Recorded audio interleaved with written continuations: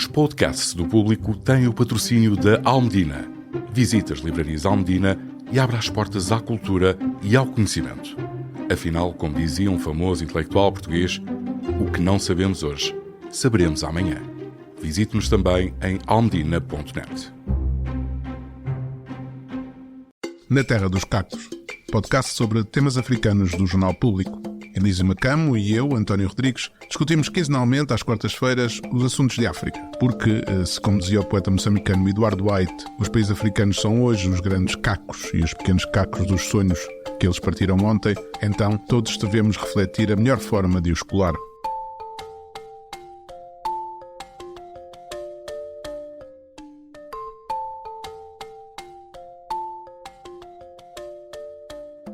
Bem-vindos a mais um episódio de Na Terra dos Cacos, o podcast do Público sobre temas africanos. Na edição de hoje, eu e o professor Elísio Macamo vamos falar sobre o conflito no leste da República Democrática do Congo, onde o grupo rebelde Movimento 23 de Março, ou simplesmente 23M, tomou a cidade de Goma, capital da província do Norte Kivu, e avança em direção a Bukavu, capital do Sul Kivu, ameaçando com marchar até à capital Kinshasa para derrubar o governo de Félix Tshisekedi. Mas vamos falar sobre o tema na perspectiva das possíveis sanções que possam ser aprovadas pela União Europeia contra o governo de Paul Kagame e as repercussões que isso poderia ter em Cabo Delgado, onde milhares de soldados ruandeses lutam contra o jihadismo ao lado do exército moçambicano numa missão militar financiada pela União Europeia. A seguir, falaremos da recente remodelação no governo de Cabo Verde, depois da copiosa derrota do Movimento para a Democracia, o MPD, nas eleições autárquicas de dezembro, em que perdeu metade das autarquias que tinha. O primeiro-ministro Ulisses Correia da Silva fez uma remodelação governamental para cerrar fileiras e tentar contrariar o ciclo político negativo para o seu partido. O único senão é que quase todas as pessoas que saíram do governo foram mulheres. Na segunda parte, o nosso entrevistado é o jornalista, poeta e político guineense Agnello Regala, líder da União para a Mudança e porta-voz da plataforma Aliança Inclusiva Terra Arranca, a coligação que venceu com maioria as eleições legislativas de junho de 2023 na Guiné-Bissau, mas que se viu impedida de governar ao fim de poucos meses pelo presidente Umaro Sissoko Embaló, e viu também ser destituído o Parlamento, a Assembleia Nacional Popular, pelo mesmo presidente. Agnello Regala vem conversar sobre o mandato do presidente da Guiné-Bissau, que deveria acabar a 27 de fevereiro, mas que Sissoko Embaló decidiu prolongar por iniciativa própria, recusando-se a marcar eleições para escolher o seu sucessor. Feita a introdução, passemos à conversa. Os rebeldes do M23, armados e apoiados pelo Ruanda, que reataram o conflito no resto da República Democrática do Congo em 2022, ocuparam nas últimas semanas a cidade de Goma, capital da província do Norte Kivu, o maior centro urbano do leste da República Democrática do Congo, e apesar de terem declarado um cessar-fogo unilateral, avançavam, na sexta-feira, dia em que estamos a gravar, em direção a Bukavu, a capital do Sul Kivu. O M23 é apoiado pelo Ruanda. Está comprovado por A mais B, quer por um painel de especialistas da ONU, quer por testemunhas no terreno, fornecendo logística, armamento e soldados aos rebeldes. Podíamos até dizer que o M23 é um instrumento do governo de Paul Kagame para desestabilizar o gigante vizinho de modo a permitir ter acesso aos seus minérios. A RDC é o maior produtor mundial de tântalo e cobalto, componente essencial das baterias para veículos elétricos e telemóveis, e tem também depósitos importantes de coltan e ouro. Como explicava recentemente à Reuters o cientista político Jason Stearns, antigo investigador das Nações Unidas, as exportações de minerais do Ruanda ultrapassam atualmente os $1.000 milhões por ano. Isso é cerca do dobro do que era há 2 anos. E não sabemos quanto, mas uma boa parte vem da República Democrática do Congo. A União Europeia, que assinou um acordo com o Ruanda para ter acesso aos seus minérios, e vamos dizer aqui seus minérios entre aspas, debate-se entre os seus interesses e a necessidade de mostrar publicamente que não tem 2 pesos e 2 medidas quando se trata de direito internacional, porque não se pode fazer tudo para combater a Rússia pela invasão do seu país vizinho e assobiar para o lado quando se trata das ações do Ruanda na República Democrática do Congo. Até agora, a UE ficou-se pelas palavras. Condenou publicamente a ação do Ruanda, mas não fez nada para sancionar o governo de Kagame, cujo orçamento de Estado depende em 20% da ajuda internacional. A Bélgica, antiga potência colonial da RDC, tem tentado forçar os 27 a agir, nomeadamente revendo o financiamento da missão militar da Força de Defesa do Ruanda em Cabo Delgado, o que poderia retirar da equação da luta contra os insurgentes em Moçambique uma das peças que desde julho de 2021 se revelou fundamental. Professor, como é que vê esta situação? É uma situação muito complicada.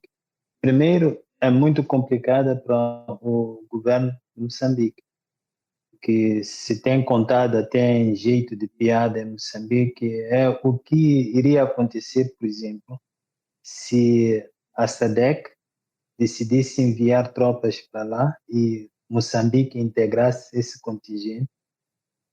Haveria de se encontrar numa situação em que combate quem ajuda o país no norte do país.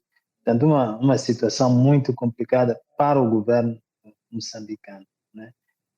Então, muito para além das questões do direito internacional, que são muito importantes e que estão a revelar uma certa incongruência da parte da Europa, da parte da comunidade internacional, porque, de facto, como o António disse, não parece coerente, por um lado, condenar a Rússia pela invasão da Ucrânia e ficar indiferente a uma situação como a que se vive no Congo, né? Sobretudo no leste do país.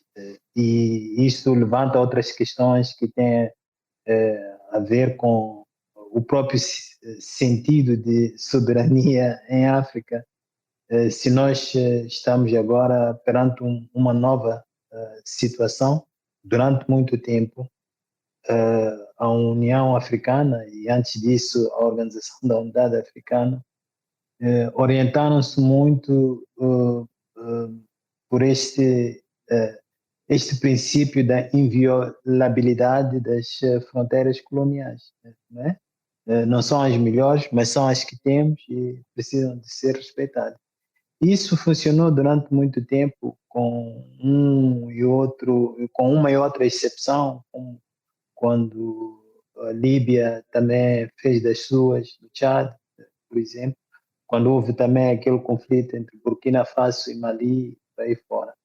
Então, o continente africano também está perante um grande desafio, que é de definir, digamos assim, a sua própria política africana.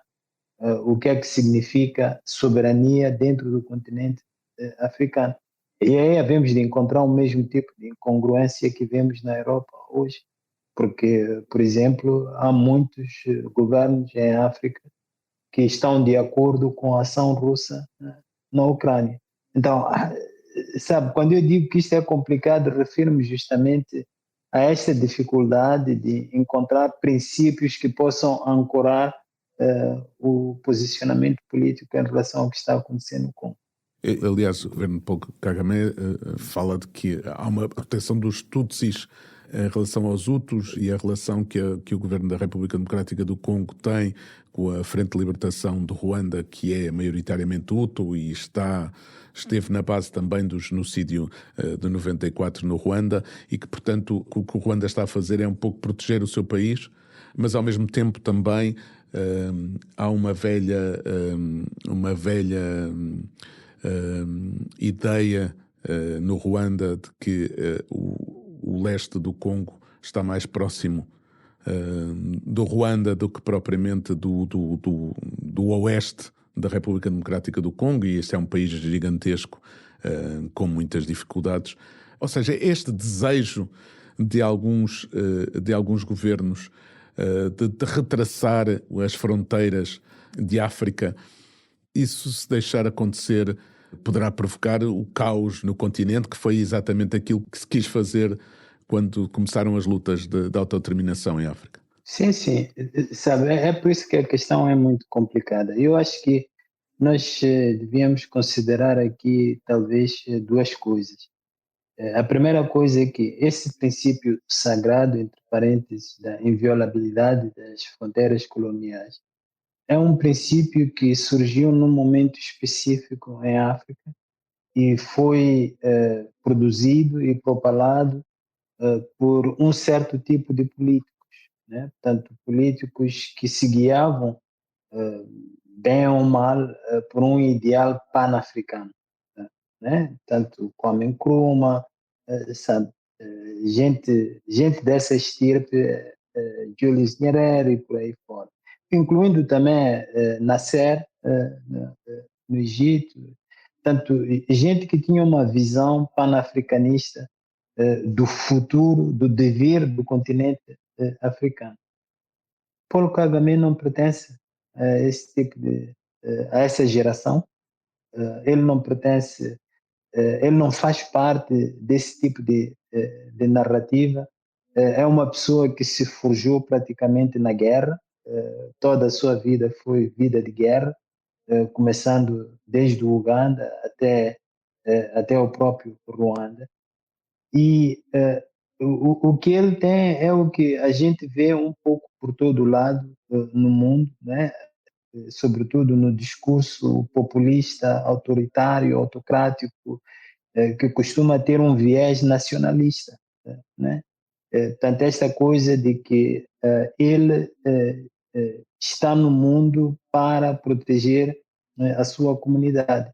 É verdade que essa ideia ganhou certa respeitabilidade por causa do horrível genocídio que aconteceu na década de 90 e que contribuiu muito para que, por exemplo, os países europeus, os Estados Unidos da América, fechassem um ou outro olho para as atrocidades que ele foi cometendo ao longo do tempo, né? E a forma como ele tem dirigido o seu próprio país. Então, com este tipo de político, vai ser difícil um diálogo no continente africano, né? Porque aqui há um choque civilizacional. Por um lado, o ideal panafricanista, que para Kagame tem limitações, e essa limitação é a proteção daquilo que ele considera ser o seu povo, e ele até não está enganado. No leste do Congo há uma forte comunidade Tutsi, não é? Mas a questão não é se ele tem o direito de intervir num outro país ou não. Quer dizer, a questão é ele tem que intervir respeitando o direito internacional, né? Portanto, fazendo outro tipo de pressão e não sei quanto. Com o risco, portanto, de acontecer de facto o que o António está a recear, que se abra a era da contestação, digamos assim, das fronteiras, e isso aí vai ser uma caixa de Pandora, ou seria uma caixa de Pandora no continente africano. Então é muito complicado isso aqui. Estamos aqui em face de uma tensão entre dois princípios que me parecem neste momento irreconciliáveis. O princípio da inviolabilidade das fronteiras, que se inspira no panafricanismo, e o princípio de que o que conta é apenas o meu povo, não é? E pelo meu povo posso fazer tudo o que eu quiser. Mas voltando às repercussões que pode ter em Moçambique, acha que no caso de numa retirada das forças do Ruanda por sanções da União Europeia, acha que o exército moçambicano tem hoje capacidade para travar a luta contra os jihadistas em Cabo Delgado? Não, claramente que não tem. É preciso reconhecer o papel fundamental que a tropa ruandesa desempenhou para a normalização da situação militar em Moçambique. Quer dizer, ela continua tensa. Nos recentes dias houve algumas incursões dos rebeldes, portanto a situação continua não boa em Moçambique. E o papel que os ruandeses desempenham lá é crucial. O nosso exército não está em condições de fazer muita coisa. Mas isso aí tem a ver com a nossa própria capacidade de organização, incluindo a organização política, né?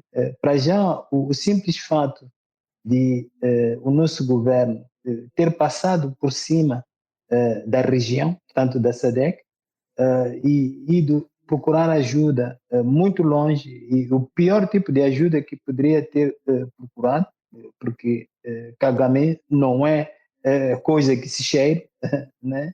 De nenhuma maneira.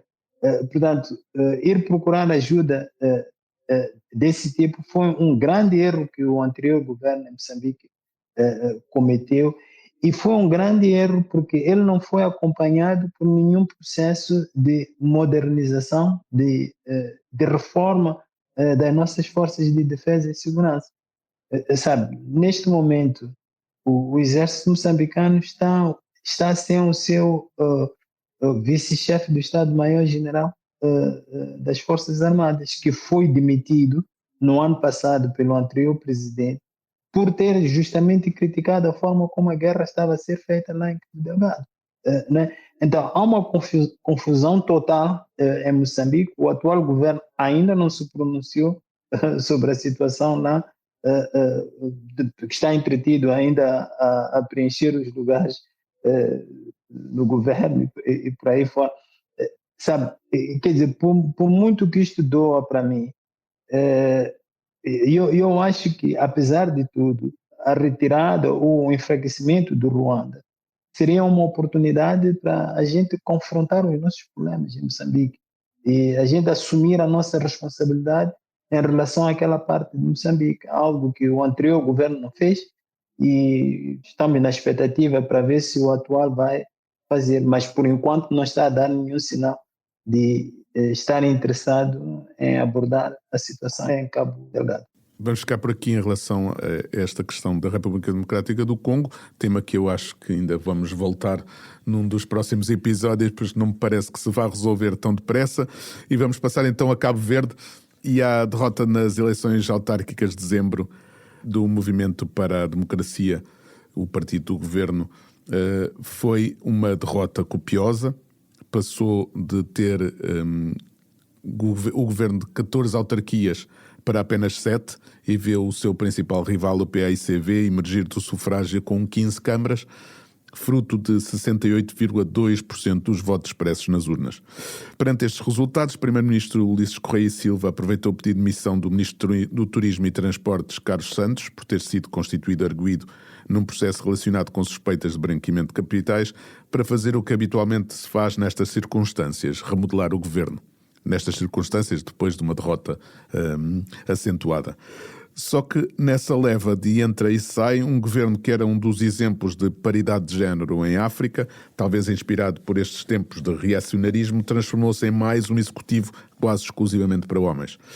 Por mais que o primeiro-ministro cabo-verdiano diga que se tratou de uma coincidência, custa a crer que ninguém tenha chamado a atenção a Ulisses Correia e Silva para o facto desta remodelação de governo se aparentar apenas uma masculinização do executivo.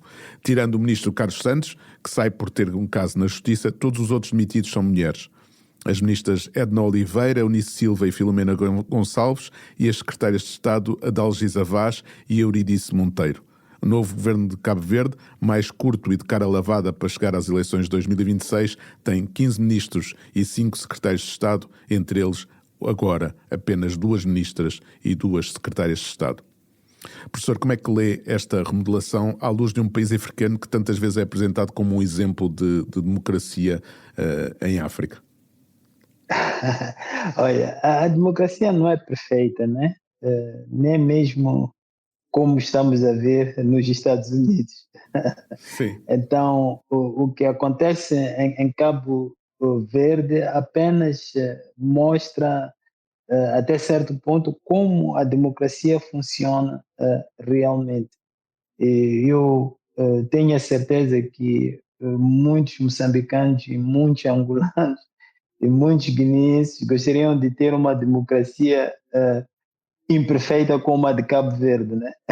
Mas não há dúvidas de que esta remodelação aqui revela algumas fragilidades, digamos assim, não em termos de compromisso com a democracia, mas em termos de compromisso com a própria moral da democracia, né? Porque a democracia tem aspectos morais, e um dos seus aspectos morais é a importância que a inclusão tem. De facto, nós estamos aqui a enfatizar a questão feminina, mas essa não é a única questão que salta à vista nesta remodelação. Há também a questão da idade. Né? Praticamente é um governo sem jovens. Agora, o que é que isso quer dizer? Para mim, provavelmente quer dizer que o MPD está a ser vítima, digamos assim, de todo o processo de burocratização que ocorre com todos os movimentos políticos, com todos os partidos, né? E a burocratização costuma incluir, digamos assim, a constituição de certos interesses que passam a ser mais importantes do que o interesse público que o partido quer servir, sem conhecer muito bem a estrutura orgânica do MPD.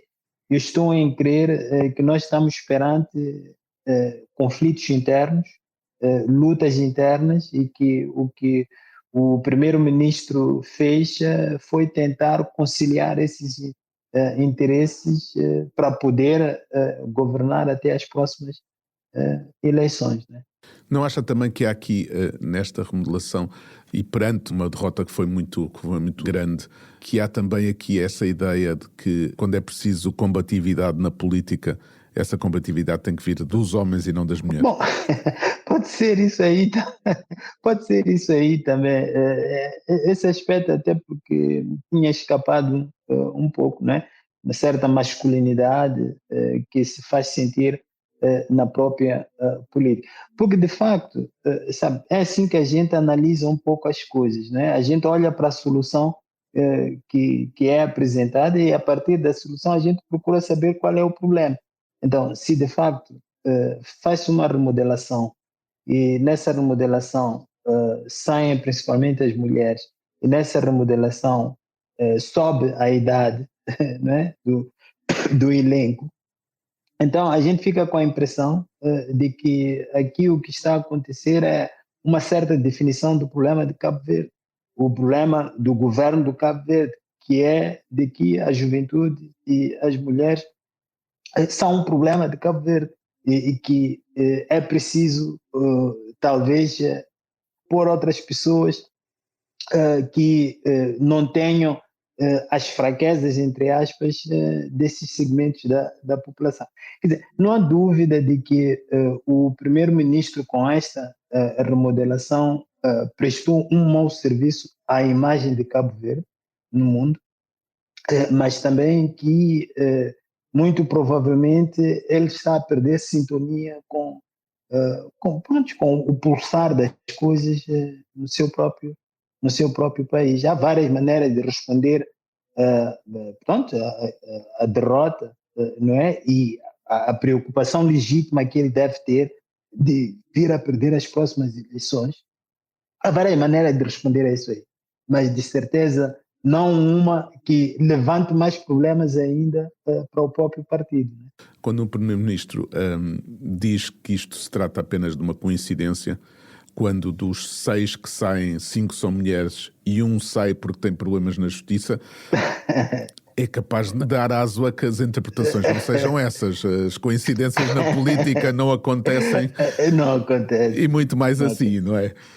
Sim. Eu acho que ele foi infeliz com isso. Talvez porque, de facto, a pressão seja muito forte por parte desses interesses que estão por detrás do poder no MPD e no seu governo. E ele, de facto, ficou constrangido, não soube o que dizer nestas circunstâncias e acho que soltou isso aí simplesmente como forma de se livrar da situação, mas não há dúvidas, eu concordo, não há coincidências e quando houver coincidências desta natureza é preciso fazer alguma coisa. Vamos passar já à segunda parte e à nossa conversa com o Agnello Regala a propósito da situação e da crise política em Cabo... agora estou eu com o Cabo também, na Guiné-Bissau.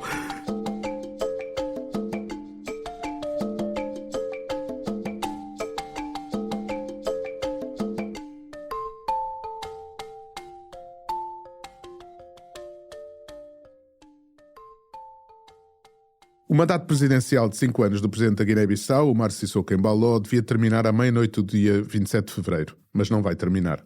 O chefe de Estado, que tem marcado o seu mandato com sucessivos ataques à Constituição, vai prolongar esse mandato por decisão própria e continua sem marcar eleições.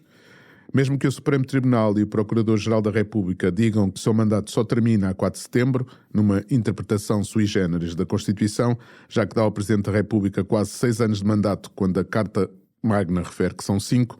Além disso, o Supremo e o Procurador-Geral dizem que o chefe de Estado continuará no cargo até o seu sucessor tomar posse, o que, tendo em atenção que quem marca as eleições é o chefe de Estado, dá-lhe a prerrogativa de poder continuar no poder até bem entender, até porque, lá está, se recusa a marcar eleições. Esta situação surge denunciada em 2 cartas tornadas públicas recentemente. Em primeiro lugar, uma carta aberta escrita por uma organização da sociedade civil guineense, a Frente Popular, e a convocar, e estou a citar, o corajoso povo guineense à mobilização, à luta e à resistência para o resgate das liberdades, da democracia e do Estado de Direito na Guiné-Bissau, e ainda contra aquilo que chama um golpe constitucional levado a cabo pelo chefe de Estado. A outra carta foi escrita pela coligação Pai Terra Arranca e foi dirigida ao representante da Comunidade Económica de Estados da África Ocidental, a CEDEAO.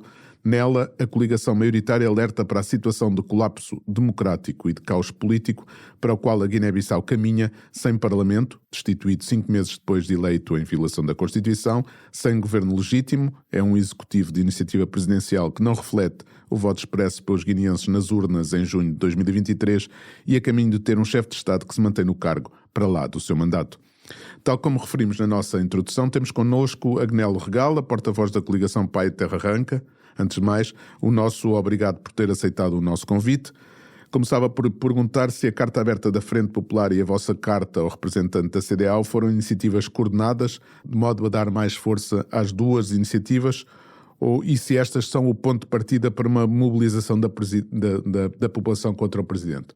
Não, eu penso que as cartas que foram enviadas à CEDEAO e à comunidade internacional foram iniciativas separadas, embora esteja a estabelecer-se as bases de uma coordenação de ações para que o impacto seja maior e para que haja um maior envolvimento das populações e das organizações da sociedade civil e dos partidos neste combate.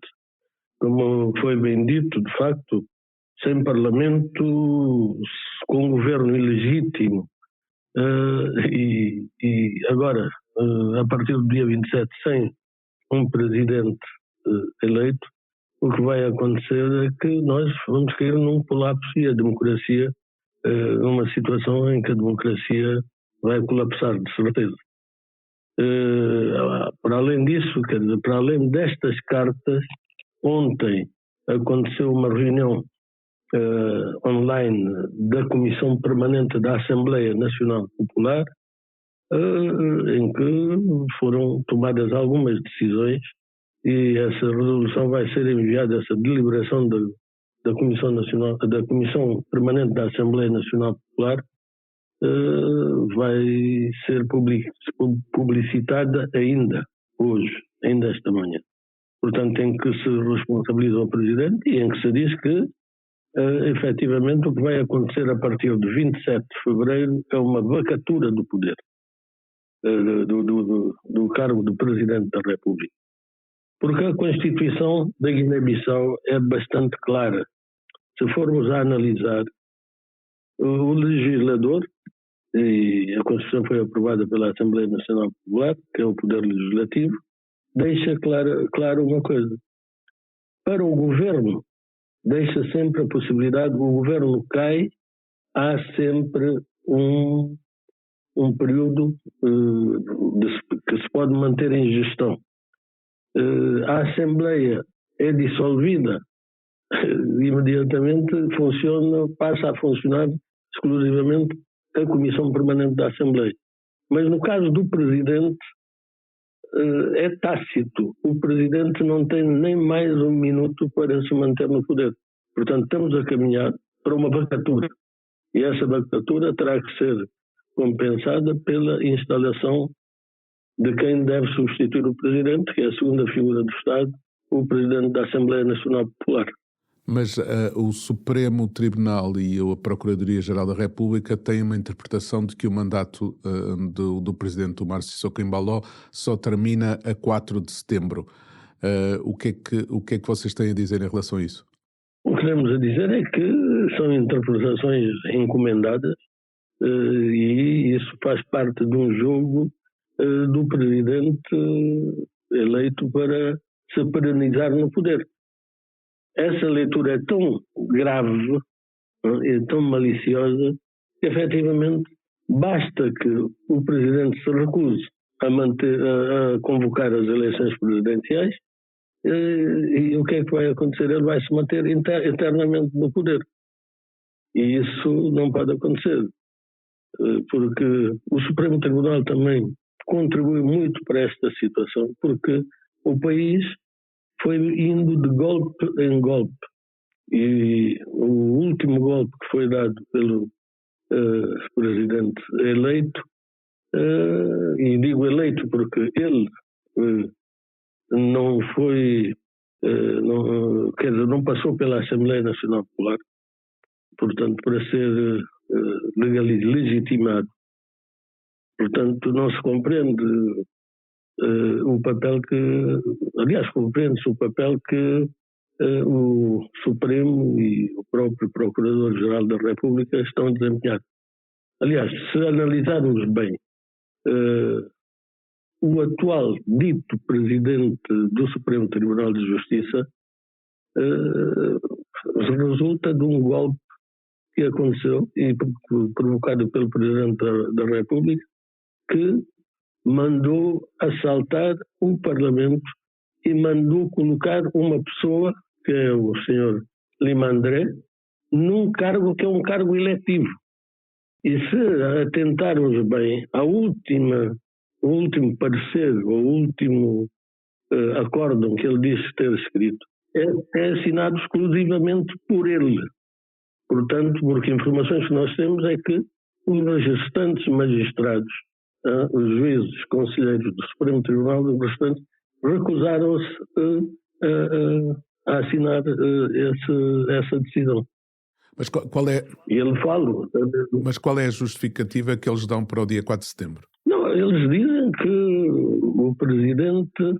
o Supremo só reconheceu a vitória do Presidente a 4 de setembro.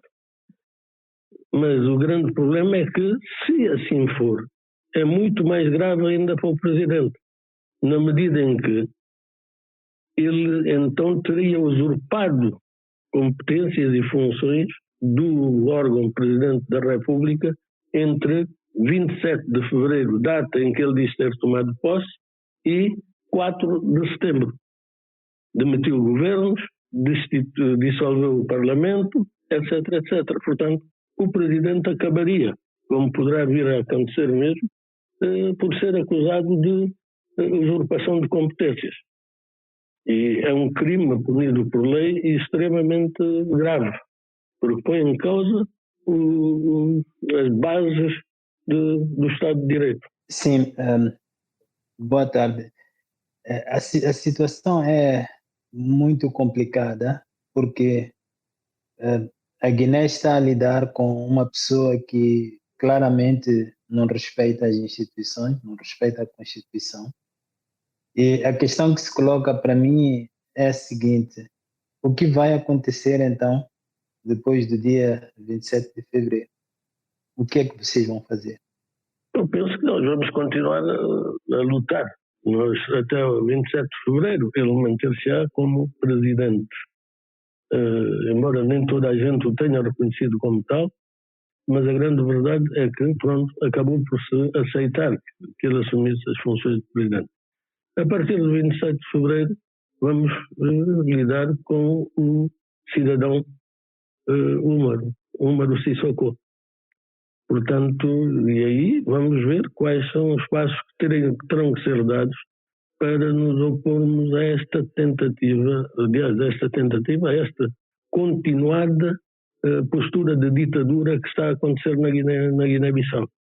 Eu penso que aí, não só internamente, mas como a nível das organizações internacionais que devem defender o direito democrático, haverá repercussões, haverá ações a nível interno para repor o Estado de Direito democrático. Vamos lutar no sentido da imposição do Presidente da Assembleia Nacional Popular para o substituir no cargo, porque neste momento o próprio Presidente já não tem, nos 6 meses do fim do seu mandato, ele já não tem competências para poder mesmo marcar as eleições. Portanto, agora nem se trata já de uma questão de marcação de eleições. Ele perdeu as competências que tinha nos 6 meses, no primeiro ano da eleição dos deputados, das eleições legislativas. Ele não pode dissolver o Parlamento. Nos 6 meses do fim do seu mandato também perde algumas prerrogativas. Portanto, isto aqui vai ter que ser uma luta renhida, embora saibamos que ele investiu muito dinheiro que nós não sabemos, desconfiamos de onde é que vem, para tentar controlar as Forças Armadas e assim manter-se no poder, violando a Constituição, violando as leis, desrespeitando os outros órgãos de soberania, porque neste momento ele controla a presidência, constitui um governo ilegítimo, porque não há governos de iniciativa presidencial na nossa Constituição. O governo surge da maioria, conduzido pelo partido que tem a maioria no Parlamento, e assaltou as instituições de justiça, o Supremo Tribunal, sobretudo, para poder controlar a seu belo prazer o país, numa base de ditadura, e instaurou um estado de terror na Guiné-Bissau, que está claramente definido e é do conhecimento de todos, a violência que foi engendrada contra deputados, contra cidadãos, uma violência atroz e condenável, embora, infelizmente, estejamos a assistir a um silêncio ensurdecedor da comunidade internacional e particularmente das organizações internacionais, caso das Nações Unidas, da União Africana, da CEDEAO e da própria CPLP. Sim, mas o que eu gostava de saber se nós estaremos aqui perante a impotência da democracia ou a impotência da oposição na Guiné-Bissau. Como é que descreveria esta situação? O problema é que a oposição procura respeitar os ditames da lei. Nós não queremos violência no país, nós queremos criar condições para que tudo o que venha a acontecer, transições, eleições, decorram num quadro de tranquilidade, num quadro de paz e de respeito das regras. Só que estamos a lidar com um adversário que efetivamente, pela sua postura, perdeu até os seus aliados que o conduziram ao poder. Hostilizou toda a gente. E neste momento ele tem aquilo que nós não temos. Ele tem as armas. Ele tem as armas e tem sido respaldado por alguns sectores das Forças Armadas. Por outro lado, instaurou uma milícia no Palácio, que são as milícias dele, ao mesmo estilo de quem ele considera que é o pai, o seu putativo pai, que nós todos conhecemos no Congo, não é?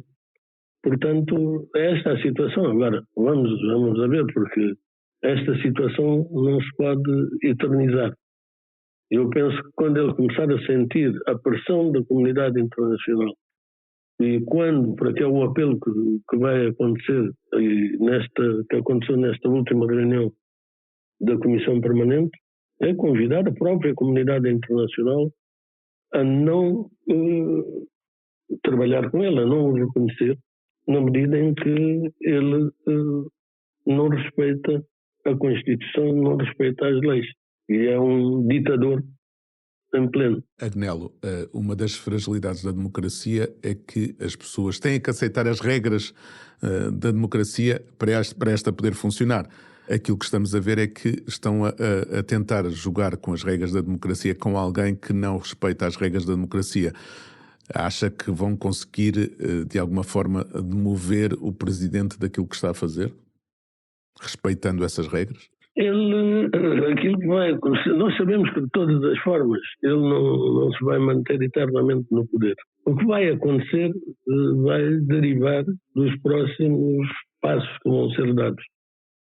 E eu penso que um primeiro passo foi já esta reunião da Comissão Permanente da Assembleia Nacional Popular, que a partir de 27 de fevereiro será o único órgão legítimo que teremos no país.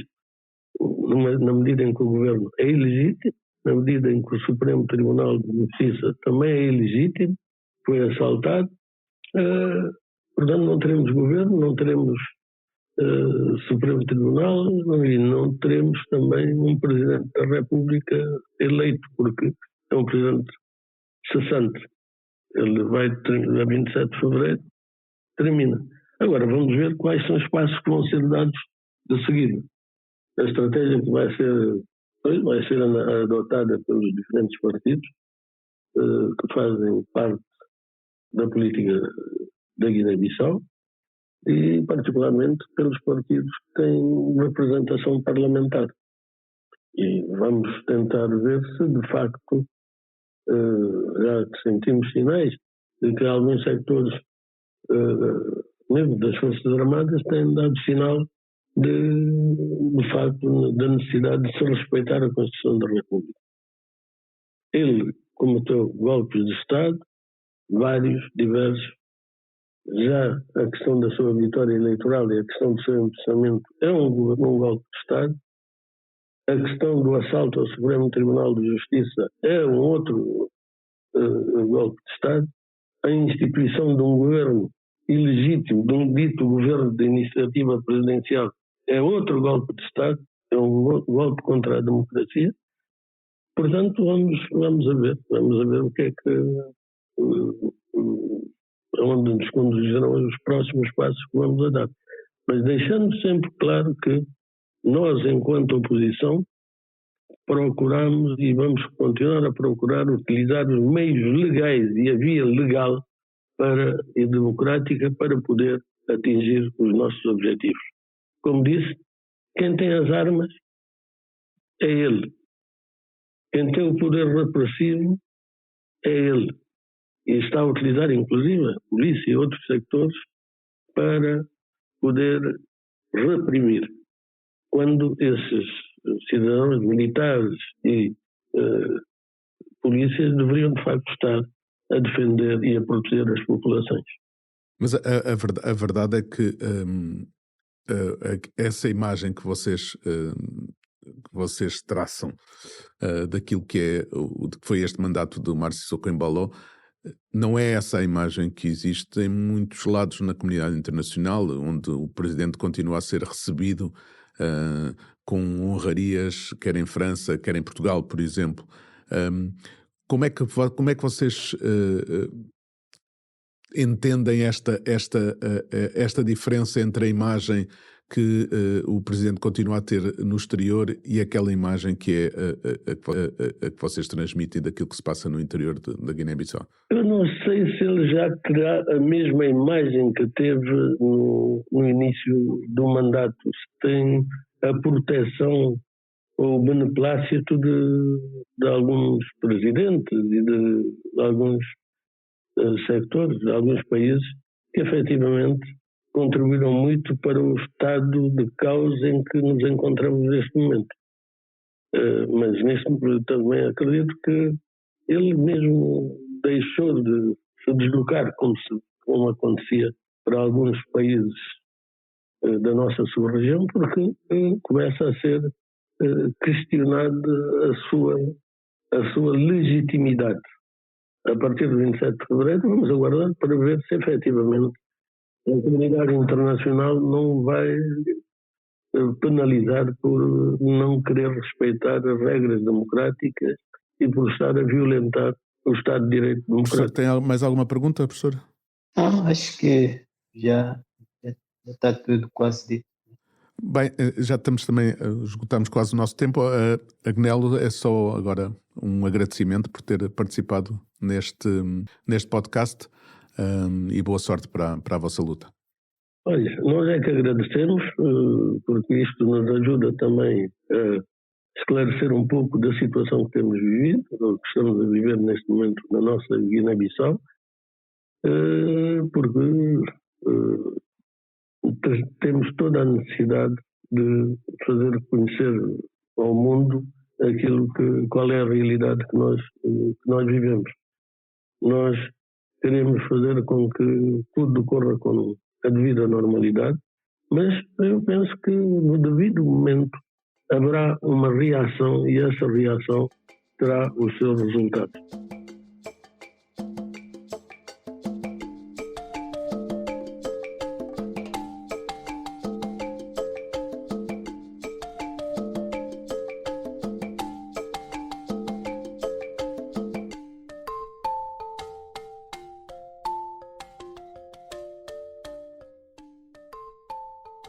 Estamos na reta final deste episódio de Na Terra dos Cacos, mas antes de dizermos adeus e até ao próximo episódio, vamos deixar aqui, como habitualmente, as nossas sugestões. Professor, o que é que nos trouxe desta vez? Desta vez trago uma sugestão antiga, na verdade. É um livro de 2022 que, por acaso, não conhecia, foi-me oferecido ainda esta semana por um amigo em Moçambique. É um livro de uma autora chamada Corinna Jentsch, alemã, que tem o título Resistência Violenta, a Formação de Milícias e a Guerra Civil em Moçambique. Portanto, um olhar às milícias que se constituíram durante a Guerra da Renamo em Moçambique, as famosas milícias na Pará, né? E tentar perceber como é que isso acontece, né? Quando é que isso acontece, e ela tem uma hipótese de trabalho muito interessante, né, de que normalmente isso acontece quando os dois principais beligerantes estão enfraquecidos e quando há uma certa aliança entre as comunidades e certas elites sociais e culturais. E eu acho o livro interessante, infelizmente está em língua inglesa, mas eu acho o livro interessante neste momento em Moçambique, em que estamos já a ver coisas semelhantes a acontecerem, né? Ainda na semana passada houve confrontações entre uma milícia que se chama de Naparam, na Zambésia, e as nossas forças policiais. Sabe, quando esse tipo de coisas acontece, o trabalho de pessoas que refletiram seriamente e de forma intelectual sobre este tipo de questões torna-se muito importante, e eu acho que estou a ganhar muito lendo este livro para perceber exatamente o que pode ainda vir a acontecer em Moçambique, que está a caminhar a passos seguros para uma certa anarquia.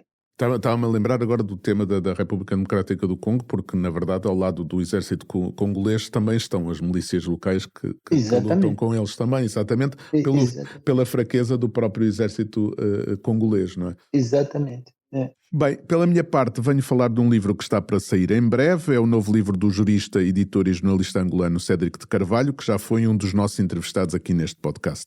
O livro sai com a chancela da sua editora, a Elivulo, e chama-se Saudades dos Tempos que Não Vivemos.